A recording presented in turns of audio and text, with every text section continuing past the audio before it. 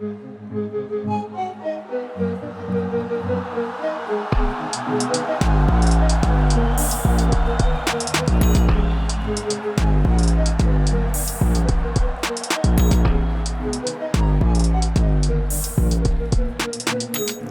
to the CPS reports. This is the match preview show where we look at the next upcoming fixtures in the Premier League. Starting off with the fixtures in our Premier League for the game week 4 is Luton Town and West Ham. Oof. Luton Town is at home, so let me know what you think about this one. Obviously West Ham is on the up. They beaten Chelsea, they won their last fixture also against Brighton. Those are two off the back-to-back like fantastic victories, and Luton Town is back-to-back losses. So I don't see much for Luton. I don't see much. In my head, I'm going with a 2-0. 2-0. Yeah. I need to lock that down for you there because a 2-0 West Ham. Yes, sir. 2-0 West Ham. Well, why do you think they're going to get that 2-0 for what? I just think middle of the pitch battle. I think West Ham have a bit more. James Ward-Prowse. I think he's going to be a problem. Yeah. I think up top. They got finishers. Yeah. Jared Bowen, Antonio, Paqueta. Yeah. The three of them are just and Ben Rama.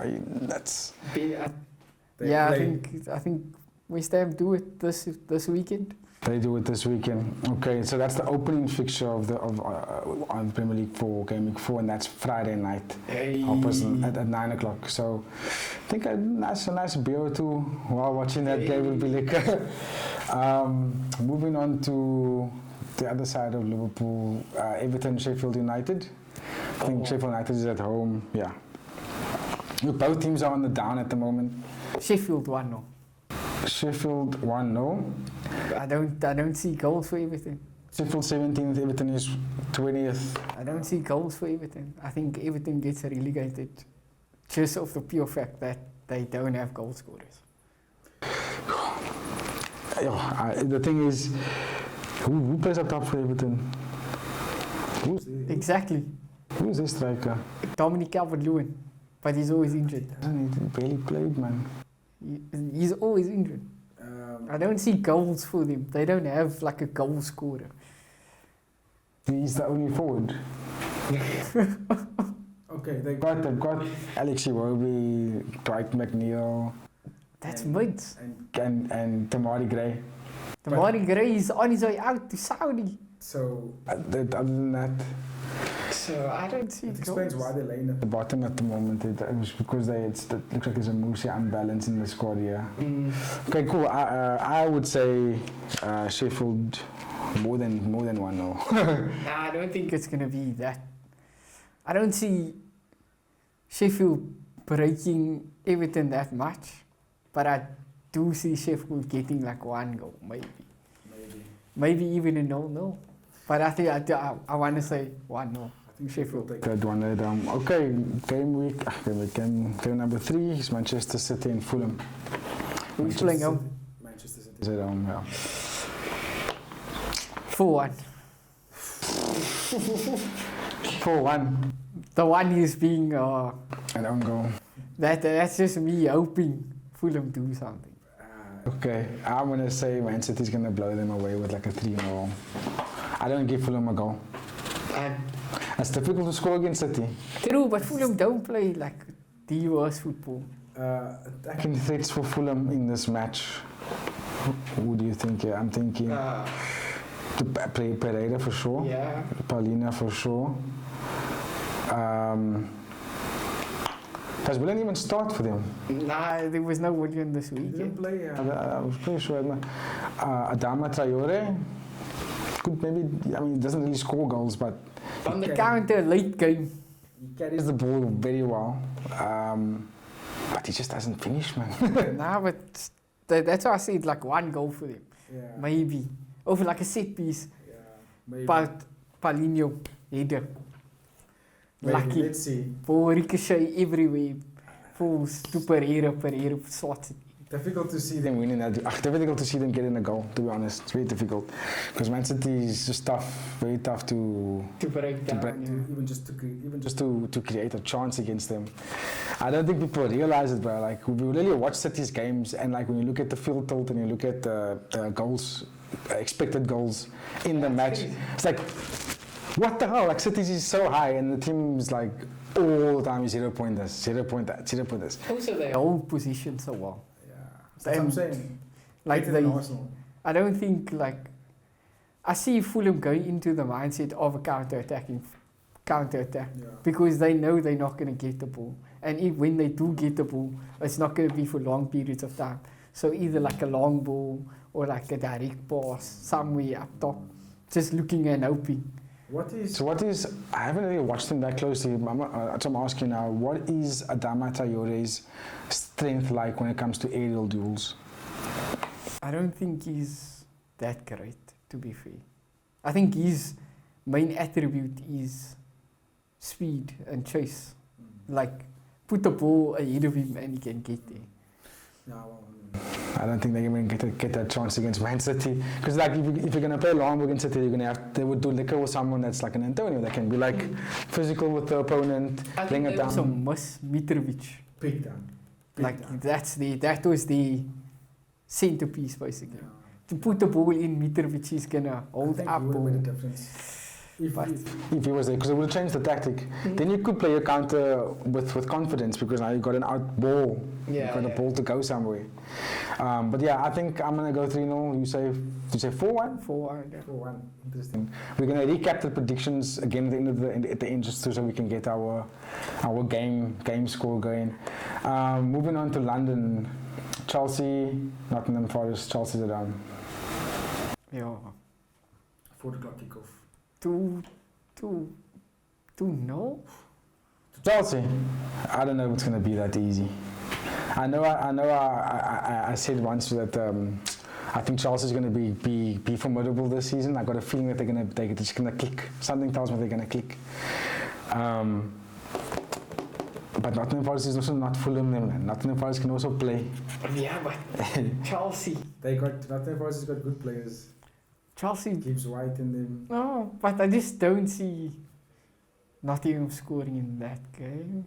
Not to say Chelsea's defense is great, but I just don't see them scoring in that game. Yeah. I also think Raheem Sterling, he's not like a score every game, but he has like purple patches. He plays, bro. I never, till this day, I still don't rate him that much, but the man can go at you, bro, and he can make you look silly. I think you look silly. He scored 2 in this past game week, and I think he scores 1 and assist 1 this game week.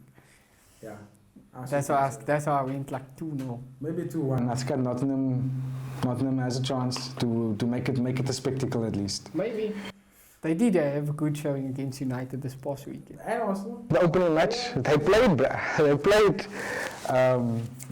Not Stein actually, because we went on to Burnley. Burnley against Tottenham. Yo. Also 4 o'clock. Sure. That is a. I haven't watched Burnley, to be fair. But they're not too bad. They're very, very tough in defense. Their low block is really good. They got a very good low block. Like to put 10 men behind the ball, they do it really well. Because look, for that City match now, for 60 minutes of that City game, apart from the penalty, that was a clear chance. They didn't really create a clear chance until they scored. You know what I mean? And up until then, they were pushing forward, but they didn't really put the mana in what's her name?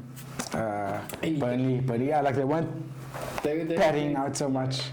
They're like, kick the ball long, it's fine, bro. I'll just head it back to you. I would say maybe 1 goal for Burnley, maybe 3 for Tots. Burnley's at home. Oh. Yeah, Burnley's at home. Maybe Burnley 2-1? That's what Shocker? I'm saying. Nah, Tottenham. Tottenham 2-1. Yeah, I Spurs win that game. Not too sure about the amount of goals, but I think Spurs is going to be too strong. Probably 3-1. Madison. 2-1 and then like a late goal. possibly, yeah. Madison with like a free kick or something. Madison for sure. Kulusevski maybe on a goal. Son also goal threat. Oh my word. Don't have to worry about the Richarlison. Askat Son also will be scores. He's the captain now, right? I don't know who's the I captain. think he's the captain, yeah. Brentford Bournemouth. No. Huh? No way. I think Brentford got goals in them, bruh. I do believe they have goals in them, but I just don't see that game being the most exciting. I think there's a couple. Yeah, no, I haven't done. Mbeumo scores goals, to be fair. But I don't see him scoring this weekend. Mbeumo plays, bruh. But let's see. I'm probably going to tip myself. I don't think it's a draw. I don't think no. If it's a draw, it's not going to be a 0-0 draw. It's going to be goals. Okay. I think they're going to score. And if I tip a winner, I'm going to say Brentford. Brentford for sure. Because Bournemouth is... Hey. I don't know why they're not performing. This is a tasty one, which is the late kickoff for Saturday. It's the Brighton Newcastle. Oof. Brighton is at home. Oof. Yeah. That's a tough game. Brighton Newcastle. I want to say there's goals in that game. Must. I want to say... I don't know who's winning that game, but... 2-2? Let's see. Look at Brighton. I don't see Brighton winning, and I don't see Newcastle winning, to be fair. Look, Brighton got Brighton's coming off a loss, though. Yeah. And a bad loss. Yeah. And Newcastle had a good showing. But they also came off a bad loss. But it was like a decent showing for them. Yeah, for the majority of the game, they performed well. A 90-minute winner, you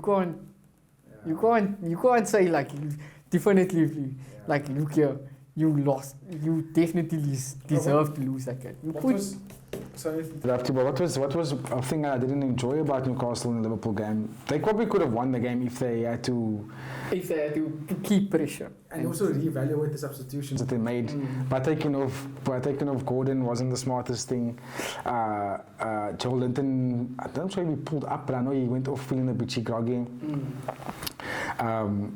But when they came off, the two of them came off, there was like, and the other dude, the new signing, what is his name? Tonali. Yeah, there was no how do I say, energy. It wasn't like this boomer. They weren't controlling it, because then it became a FIFA game. It became a back-to-back kind of thing. You go, then I go, you go. With a team in Liverpool, why are you playing football like that?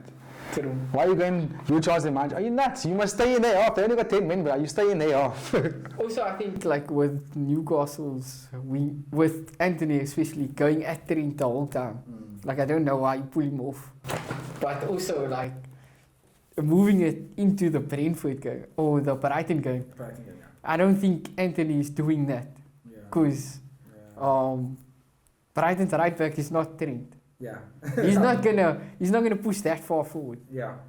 And if he does, they have a very good system of like how they defend, and they get the midfield and defense back in line and get sorted. And I think Matoma does come back. I notice he comes back quite often. Pascal Group comes back. Like they sit. Yeah, they all sit like pretty tight to each other, so they don't give that much space. And I think there is goals, but like I said, I think it comes back to what you said. It's also it's going to really depend on that midfield. Does Bruno Guimaraes control, or does Brighton's midfield control? Yeah, that's the thing. Because Brighton, I would say they got faster players. Like they got quick players. I think they have like. Oh, and they move the ball much quicker than Newcastle does. They move it a lot faster, yeah. They break lines much quicker than you expect them to, and I think that's what a lot of teams don't look at, like how quickly they break through the different halves of the pitch, like from the first to up to like the third of the opponent. They like move it very quickly, and then once they're there, then they take the time of moving it side to side. But well, we'd love to see like. Definitely gonna watch it. would love to see that midfield battle. But So you're not saying you can't really pick a winner there? nah, I think that's a draw, but I know there's goals in it. Yeah, I'm gonna say Brighton 2-1. 2-1. Yeah. Actually, I take it back because Brighton always seems to score a lot of goals.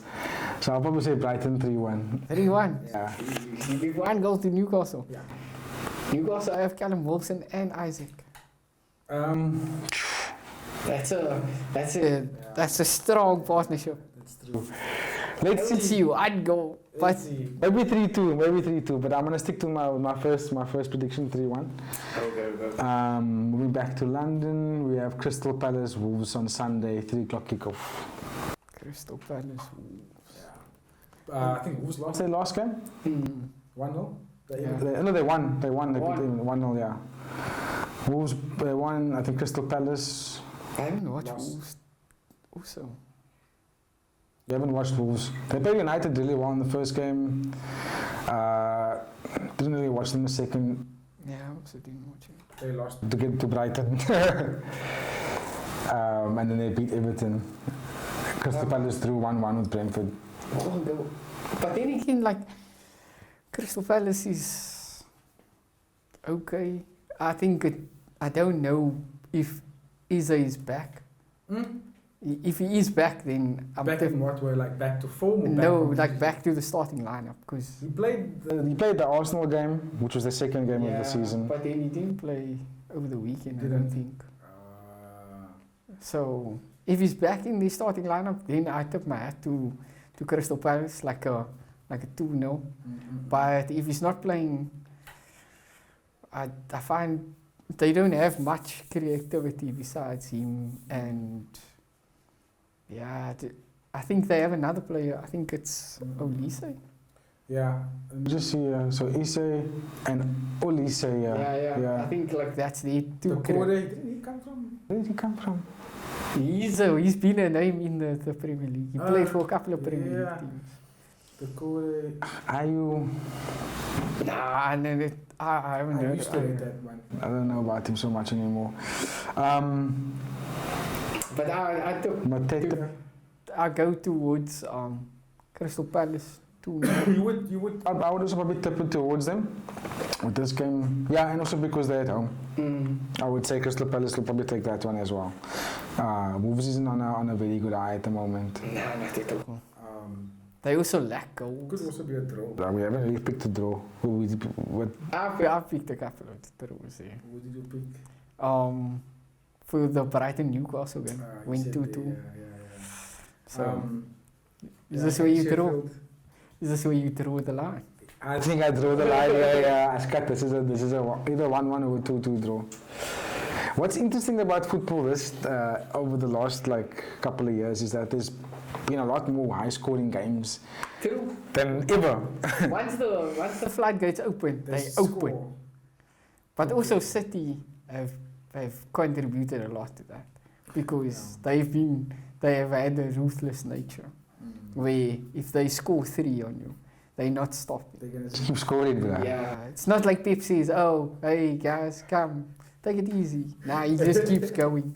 And I think like that. And I think like Liverpool also contributed to it because they had like a front three that was deadly. Banging in the goals. So I would say a draw there, 2-2 Crystal Palace Wolves. Next game, which is same kick-off time, Liverpool Aston Villa. Liverpool's at home. I go Liverpool 3-0. Comfortable.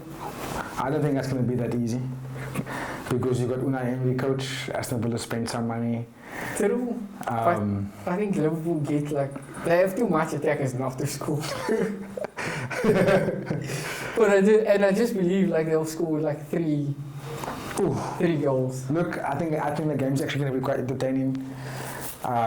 It is a back and forth game. I think it's going to be quite entertaining. Also, I don't think the scoreline is going to reflect the game. I think it will be a tight game, like you said. It's going to be quite tight. And this is why I give, and I'm always going to give Aston Villa a go at any teams. They're not slow. They're not fast. They don't play like this puck footy, and also they're very athletic. Ollie Watkins, that man is a go-getter. He's a battery, bro.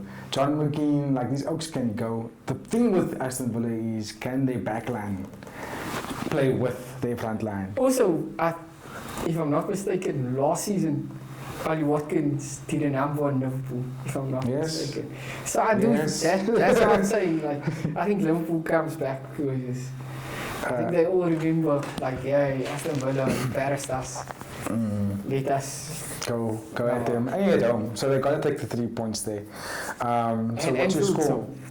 Anfield's a hard place to play. So I think 3-0 Liverpool. 3-0 Liverpool. I would probably say. Yeah, Liverpool can always score. They always find a way to score. Like you say, amongst those forwards with Gakpo, Nunez, Jota, all those guys, those are go-getters. Those are runners. And Salah, they also very threatening. So 3 or more goals. Liverpool. I'm gonna say 3-2. 3-2. Aston Villa scores 2. Yeah. I'm gonna give them. True. There's no Van Dijk. Yeah. Well, actually, that might make them a bit stronger. I always liked Van Dijk, but I haven't seen him be so. I've never seen him make so many mistakes over the last 2 seasons. Like yo, bro, you make very weird. But I don't think Liverpool.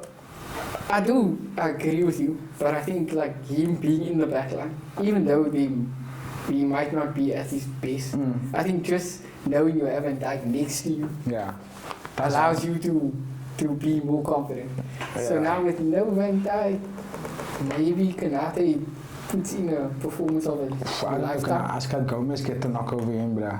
Is it? Gomez is gonna get over what's his name? I think Konate. I would rate Konate over Gomez. Really? Yeah, Konate just looks a bit better defensively. I'm not denying he's a great defender. We'll have to see, because between the two of them, they're going to have to play next to Matip. I think Matip gets the start. Must. Let me just see. It's I'll go Konate next week. Yeah, let's see what they do. Because Liverpool, they looked more solid when Gomez came on. Like they were nullifying Arsenal's threats when Gomez came on. They were like, well, now you can't score. You know, so I'm gonna go stick to 3-2 Liverpool, Aston Villa. Then the main event of the weekend, which is Arsenal United at the Emirates, 5:30. What do you think? Oof. Do I go on a limb and pick a winner, or do I just go for the safe of the draw? The safe for what is the draw, you say? If you were a betting man. If I was a betting man, I'd bet over 1.5 goals. Okay, you bet on that? Oh, like a draw Arsenal win. Draw or Arsenal win? Pretty high scoring draw, I would say. Like a 2-2 draw. United couldn't score, bruh. It depends also how United set up. Because if they go Rashford on the left again, I think they create chances and they'll punish Arsenal. But if they're going to play Rashford up top to stretch Arsenal's line, I don't know how it works out in that way, because Rashford's not that much of a threat coming down the middle. It's a good point. He's not the same. He's not the same as he is on the left. So you're going to pick either draw? I go Arsenal. Draw or yeah, you said draw or Arsenal. Arsenal 2-1. Okay. Arsenal 2-1. I don't think it's going to be that low. And also, we'll touch more in base on it, more in depth on it when we do the combined 11. But I do have a feeling that Man United has got quick enough front three players to actually break a high line, any high line team. But United's not playing that great football. And it just takes one pass up top to make Rashford chase or Anthony chase. Because Arsenal's defenders don't sit lower than the halfway line when they have the ball. They stay halfway line. Those back four or back three stay halfway line. That's dangerous. You don't want to play footy like that, because the defender is on the halfway line and the striker is just in their half. There's a whole half to run into. I agree with you, but I don't see Arsenal allowing United that much time on the ball where they get to. I don't think they're giving Bruno where he can look up. I don't think Declan Rice is going to allow Bruno to carry the ball as much. Yeah. I think Declan is going to go in and cut a space and try to get the ball away from Bruno as much as possible. He's going to have to. I do think Bruno's going to try and do something, but like I said, if you're playing Rashford up top, Rashford's not the type of player to like hold up and allow runners to run behind. If you play him on the left, I agree, like he's going to be much more of a threat, and then I can see United causing much more problems to Arsenal. Yeah. But if Rashford's down the middle, I don't see United doing that much. See, at the moment, it's like, who do you play down the middle for Man United, really? I think this past weekend they started Martial. But is that the first choice? I think at the moment he is, because the youngster that they brought in is not at 100%. So I don't know who else you play there. Yeah, I get what you're saying, but Rashford isn't really a person that plays hold up play as a number 9. And it's against a Libo. It's a big player. Against somebody that's, I wouldn't say at his prime, but he's in a good form. He's in a good form. Yeah. I think it also depends on how Mikel Arteta sets up the defense. That's the thing. If he goes party on the right wing again, they're done. Chalk it. They finished, yeah. So you say 2-1 United, 2-1 Arsenal? 2-1 Arsenal, yeah. I'm obviously going to say Arsenal because I'm an Arsenal guy, but I'm going to be unbiased for the scoreline. Okay. And I'm going to say 1-0. 1-0? 1-0 Arsenal. 1-0 Arsenal? Yeah. Oh, I just see Arsenal being way more threatening to United's defense. You have Saka. Yeah. You have Martinelli. You have Odegaard. You either have Nketiah or Trossard, wherever you start. And I think Bukayo Saka is gonna cook. He's deadly. He's gonna cook. The thing, and I'm saving up to explain more about it in the Combined 11. But the tactics that Arteta's pushing out with the players now isn't really getting the most out of Saka, Martinelli, and Eddie. Even though I think Eddie's putting in the shift, that man is putting in the shift, but the manner, just judging off the first 3 games, we're not seeing Saka and Martinelli doing the most, and that's because they don't. When they did the most last season, they had runners that makes the decoy for them. So Ben White's always overlapping, right? And Odegaard's always rotating with Saka, because Saka doesn't always overtly do what typical winger thing by going down to the byline. He runs like this. In that locker. He has it in his locker. He can. Yes. Take on Luke Shaw or. Yeah, you make Luke Shaw bang the last season. Exactly. That's what I say. It's like, I think Arsenal's way more threatening towards United's defense. But it all comes down to how they play. Because again, just what I've watched the Arsenal's opening games, they don't look as threatening. They don't. The tactics looks very different. It's almost like they're playing to dominate possession and have overflow the midfield. So they want to have a lot more people in the middle. That's why the defenders can come and sit up so high. So we play a lot of play in the midfield. But then, what made it so wonderful was that when Xhaka would go as the extra man forward, that's what unlocks Martinelli. Now he's beastly, because now he can do whatever he wants, because he's got this extra man here. Or Zinchenko comes and plays in the middle with him. The tactic is so different this season that it doesn't allow those 2 wingers to do what they want. I think Arteta just goes back to basics. He must. I think he must. If he doesn't, he loses the game. But exciting weekend of football. Yeah, no, 100%. I think before we close the show, we just have to run through again our predictions so that we can lock in our score for our season-long game. Cool. For our podcast. So I'll just take it from the top again. Luton Town, West Ham, quickly score. West Ham 2-0. West Ham 2-0. Sheffield Everton. No. No. Okay. So you're going West Ham to win. Yeah. Right? West Ham to win. Before we get in depth with the score, West Ham to win. No Everton. Fulham Man City. Man City to win. Chelsea Nottingham. Chelsea to win. Burnley, Tottenham. Tottenham to win. Brentford, Bournemouth. Draw. Draw. Brighton, Newcastle. Brighton. So Crystal Palace, Wolves. Crystal Palace. Okay, Liverpool, Aston Villa. Liverpool. And then Arsenal, man, you said Arsenal. So we both chose Arsenal. We both chose Liverpool. You chose Wolves. Yeah. I don't know about that. No, what is that for the... Crystal Palace, Wolves. Nah, I said Crystal Palace. Okay, for the sake of the game, I'm going to go Wolves. Okay. You said Brighton. I'm going to say I can't disagree with you there. I'm going to have to say Brighton also. We said draw Brentford and Bournemouth, no? Yeah. I said Brentford win there. Burnley, Tottenham. You said Tottenham. Yeah. You're going to go Burnley or Shocker? I think I'm going to go Burnley, Shocker. Okay. Yeah, I think I'm going to give Burnley a chance here. They scored against City, bruh. Chelsea, Nottingham Forest. You said Chelsea. I'm going to go Nottingham Forest there. Oh, some ballsy Yeah. moves, eh? If Nottingham don't win, I'm going to say they draw that game. Okay. They draw that game. It's hard to go against Man City, so I'll agree with you that one. Sheffield, Everton. I don't see goals. I'm going to say Sheffield to win. Go. And then it's hard to disagree with you with West Ham as well, so I'm going to say West Ham.